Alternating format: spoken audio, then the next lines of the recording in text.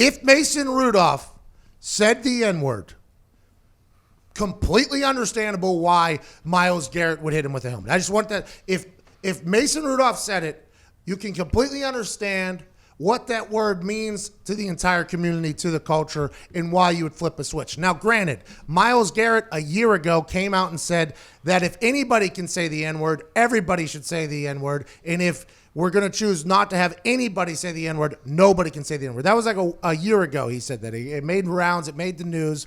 But still, through generations of that word generating a lot of anger, if Mason Rudolph did that, completely well-deserved. Now, granted, if Mason Rudolph did that, I would assume somebody would have heard about it before the NFL discipline committee heard about it.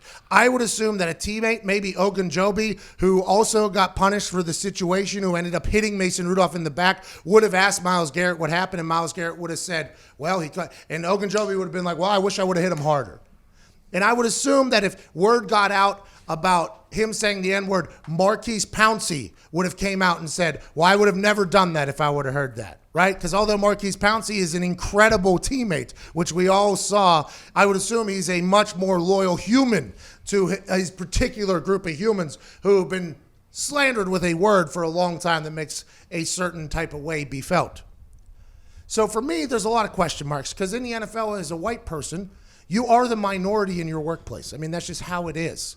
Saying the N-word is career suicide. It's life suicide if you say it in life, but in the NFL, in a particular situation where that is the culture, where it is a melting pot, where everybody comes together from different backgrounds and tries to go for the same goal, doing something like that would not only make Myles Garrett angry, he wouldn't be able to walk into his own locker room the next day. Now, granted, Mason Rudolph is young.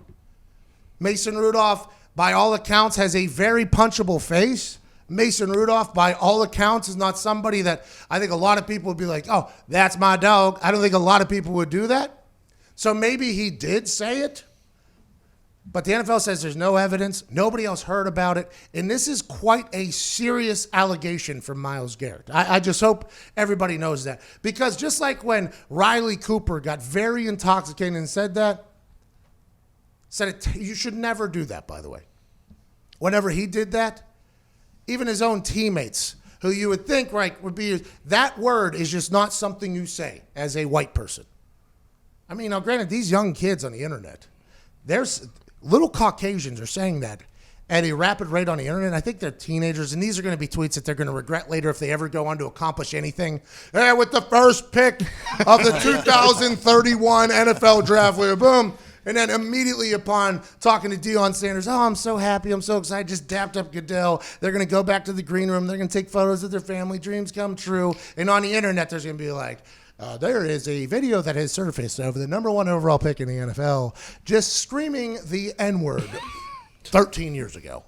It's just things you can't do. So a lot of these people who are young make very dumb mistakes in saying words that affect others in a very serious manner. But as an adult, as a professional, you just can't say it. I would hope that Mason Rudolph knows that. I would hope that he didn't say it just for the sake of the game, by the way.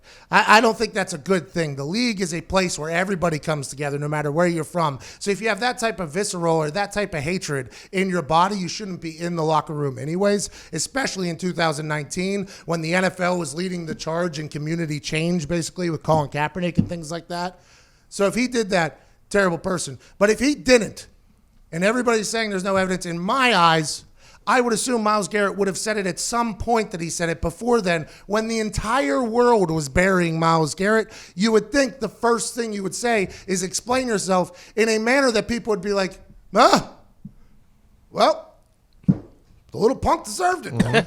It didn't look like an environment where whispering was going to be effective. Like, you would have to have some volume to your voice in order for another human being in that scrum to hear you. And yeah. The fact that nobody else heard it's something to think about. Because they were in each other's face, right? So there is helmets on, yeah. Yeah, and you have helmets on, which are covering your ears almost. Although you can hear, there's holes there. DeCastro was the closest, right? Right. And I think by all accounts, DeCastro, people say he's a pretty good guy. I think people say DeCastro is a pretty good guy. He was right there, right? And let's assume that maybe he would have heard it, but I'm assuming he's also mic'd up. I think centers and guards are also mic'd up. So quarterbacks are not, because you can't just take everything that the quarterback says and have it in the bank. I don't think defensive ends are, which Myles Garrett is. But I think that what you say about DeCastro?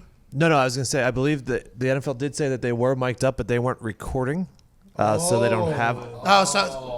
Whoa. That's the NFL, by the way. That's the NFL telling its players that they're not recording it all the time. That's somewhere. I would assume. Yeah. Just like your Snapchats are somewhere, you know? Yeah. You guys are sending your meat around on the Snapchat. That's up in a cloud just waiting for South Korea to hack, or North Korea to hack into to find your dick. It. I mean, it's just going to happen. What'd you say, Nick? Yeah, I was saying that's like the center mic that they flick on during the broadcast just so you can hear the cadence once in a while. But yeah, the production company flips it on, not the people that are storing it all. So it's never recording. it might be, but It's It's recorded. It's recorded.